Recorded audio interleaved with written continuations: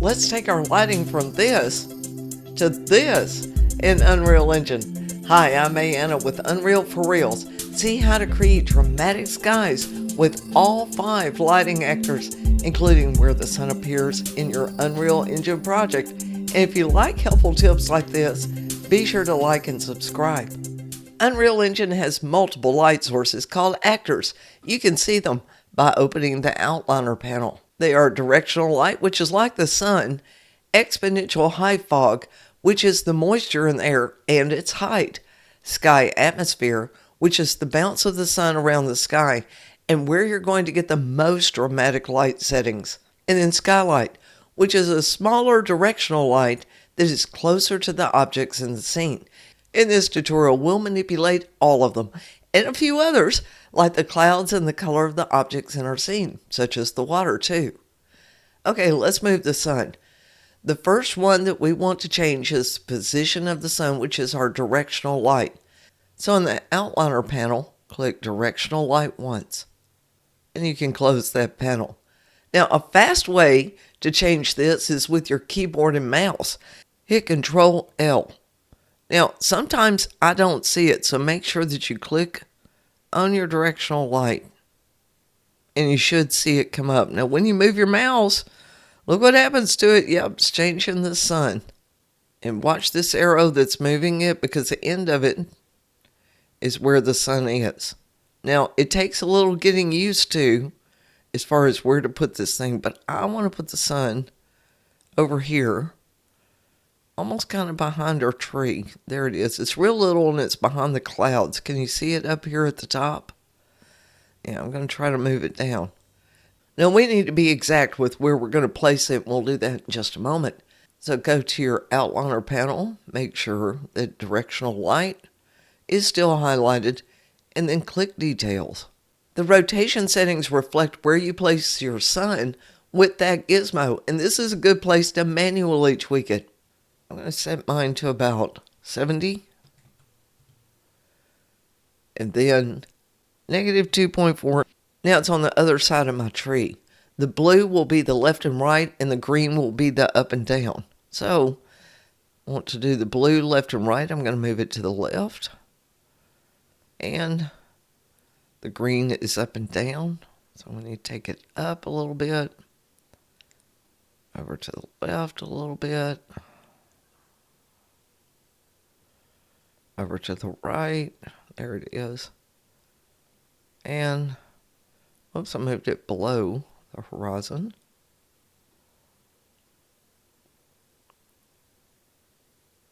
Now, I think I want it right about there, maybe a little bit down.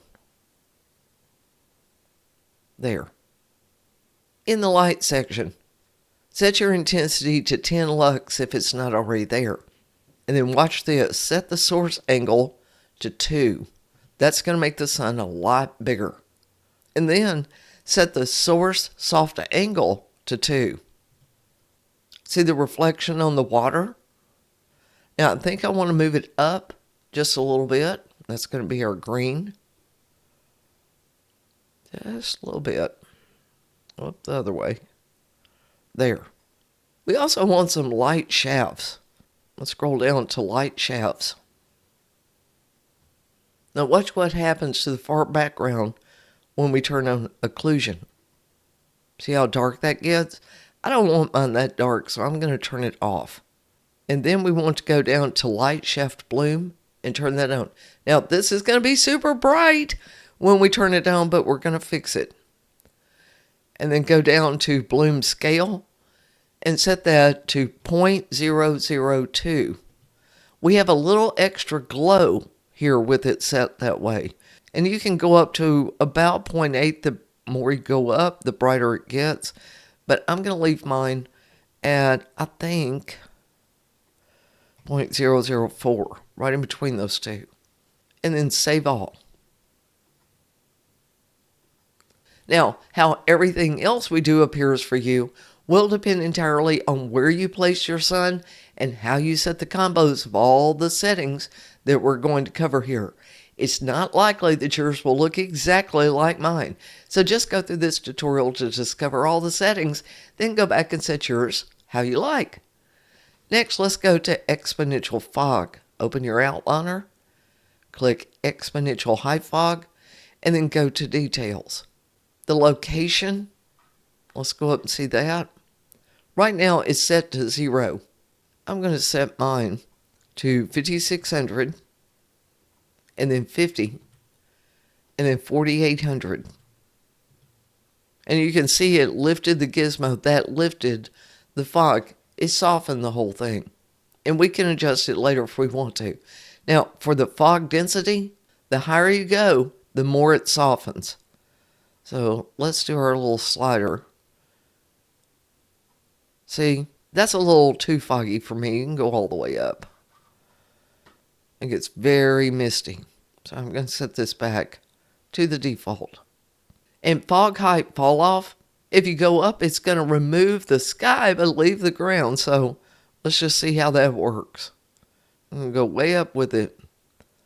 See how the sky kind of disappears in the back? So it's like a fog rolled in. I'm going to set that back to normal. Okay, let's save all. Next, we want to do the sky atmosphere. Go to the outliner and click Sky Atmosphere. Go to the Details panel. Search for ground radius. Now, watch how it changes the distance out to the far edge when we change this.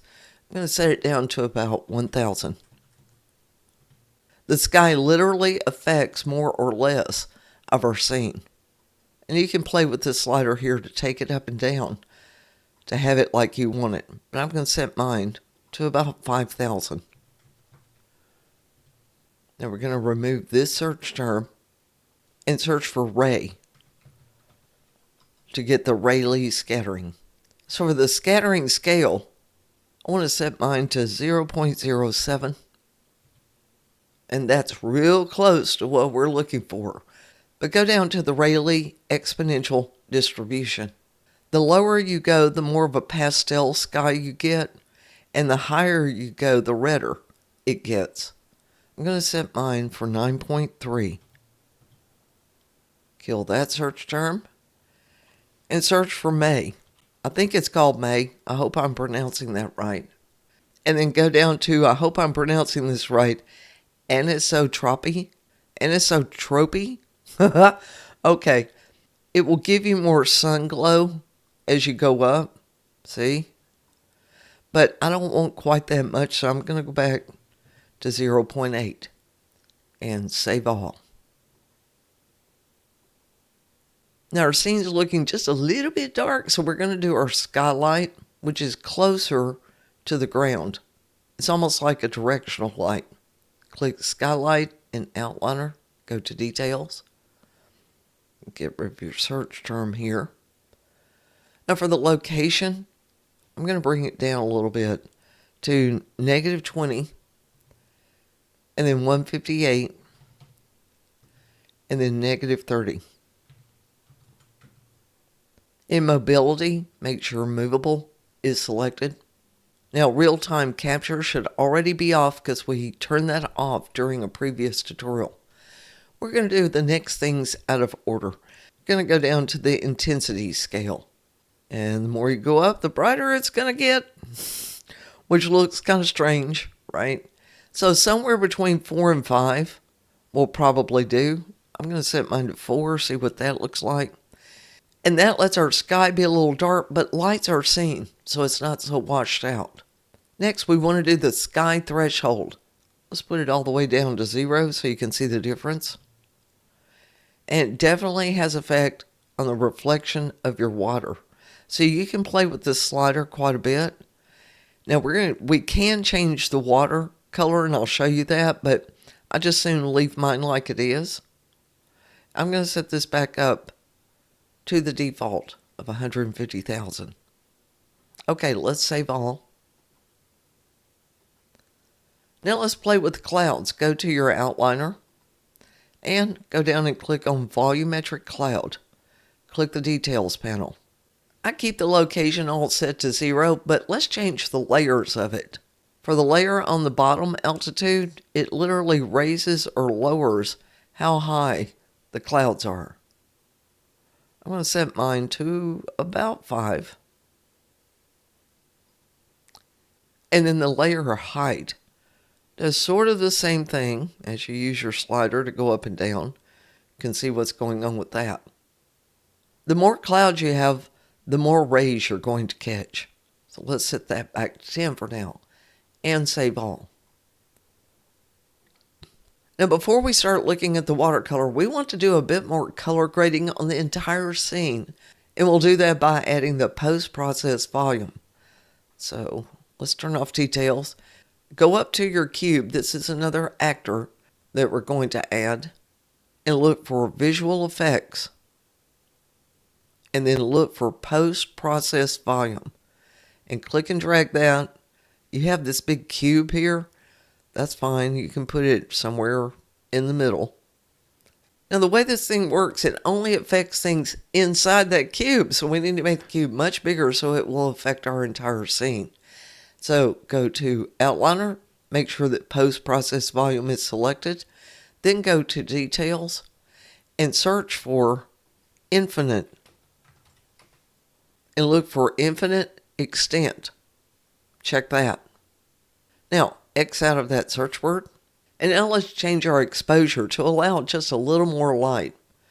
Scroll down in Lens here. I'm going to turn some of these things off as I go. And what we're looking for is exposure. If your scene is too dark, you can turn on the exposure compensation and then move it up or move it down.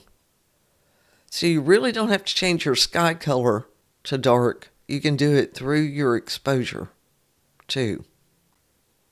I think I want to go down just a little bit. Yeah, that looks pretty good to me. And sometimes this is easier than fighting with all of the different lighting sources. Now let's do a little color grading. Search for temperature. Let's turn on temp.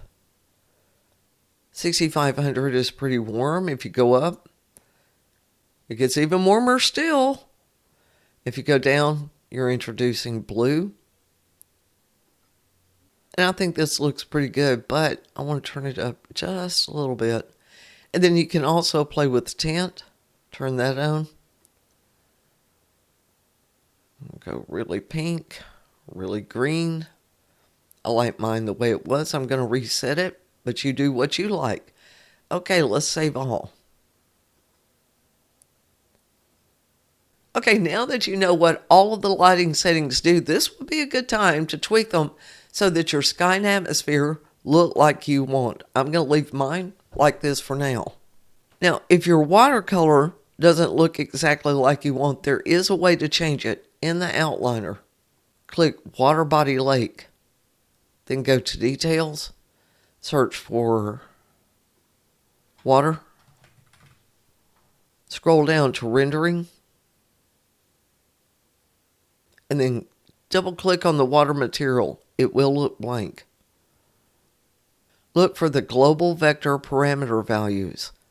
Expand that. And then expand absorption and scattering. Now, be careful. All of these are already not at the default. So take a screenshot of the numbers that are here before you start changing them. And you can play with the red, green, blue, and the alpha here.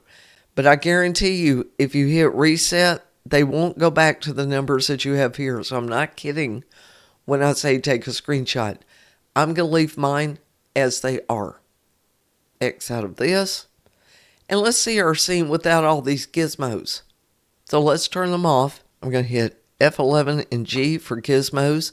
Now, if yours doesn't go away when you do that, just click into the scene somewhere and try it again. If you want to bring your toolbar back to the top, just hit F11. Now, if you still see gizmos in your water, it's very likely one of the actors that affects the whole scene. You can click on it and then move it down below the water. Okay, let's do a save all. Okay, that's it. Be sure to like and subscribe and see the next tutorial for how to create an animation sequence in Unreal Engine.